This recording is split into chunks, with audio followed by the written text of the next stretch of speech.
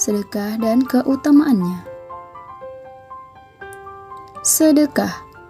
Sedekah adalah pemberian seorang muslim kepada orang lain secara sukarela dan ikhlas tanpa dibatasi oleh waktu dan jumlah tertentu. Sedekah lebih luas dari sekedar zakat maupun infak, karena sedekah tidak hanya berarti mengeluarkan atau menyumbangkan harta, namun sedekah mencakup segala amal atau perbuatan baik.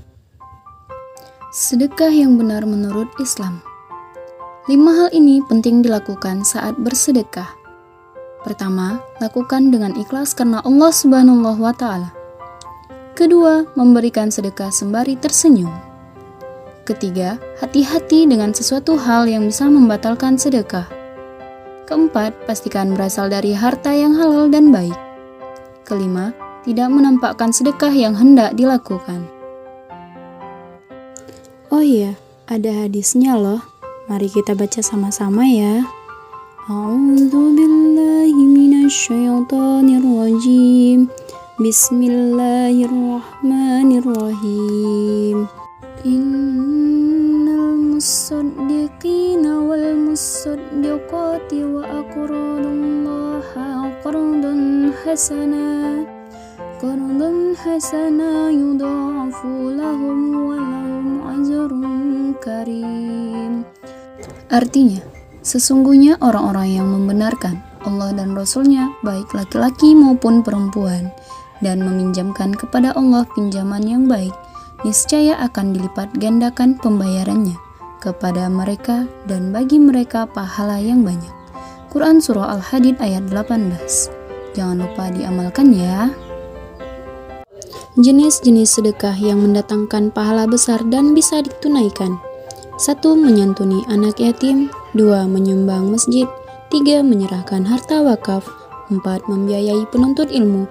5. Membiayai kegiatan dakwah. 6. Memberi makan hewan. 7. Membantu kerabat atau fakir miskin. Ada cerita seorang wanita ahli neraka hanya dengan bersedekah seketika menjadi ahli surga loh. Sudah pernah mendengar ceritanya? Kita lihat sama-sama ya. Batal jadi ahli neraka karena sedekah. Kisah ini diriwayatkan oleh Sayyidah Aisyah radhiyallahu anha, bahwa suatu ketika ia telah membebaskan seorang budak wanita dan membawa ke rumahnya. Kemudian saat setelah itu datanglah malaikat Jibril kepada Rasulullah Shallallahu Alaihi Wasallam.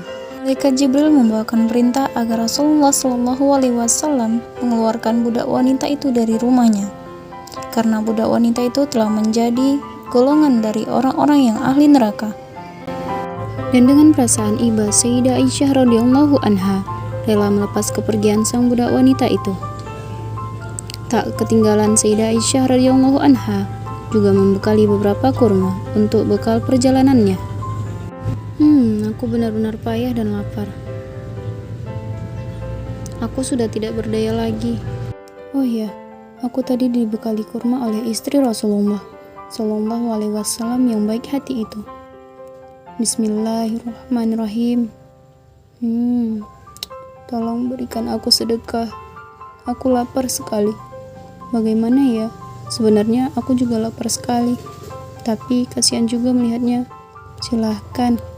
Kebetulan ini ada sisa kurma yang aku makan. Benar kan nak, kamu ikhlas? Ya, saya sudah makan kok sebagian. Silahkan diterima ya. Alhamdulillah. Terima kasih nak. Semoga Allah merahmatimu. Tak lama kemudian, Jibril kembali mendatangi Rasulullah Shallallahu Alaihi Wasallam dan mengabarkan bahwa keikhlasan sedekah kurma yang dikeluarkan oleh budak wanita itu telah membuatnya dirahmati oleh Allah. Sehingga Jibril membawakan perintah agar Rasulullah Shallallahu Alaihi Wasallam kembali membawa budak wanita tersebut ke rumahnya, karena budak wanita itu kini telah menjadi termasuk golongan ahli surga dari orang-orang yang ahli surga. Sudah melihat ilustrasinya kan? Jangan lupa mengamalkannya ya. Semoga kita tergolong orang-orang yang selalu bersedekah.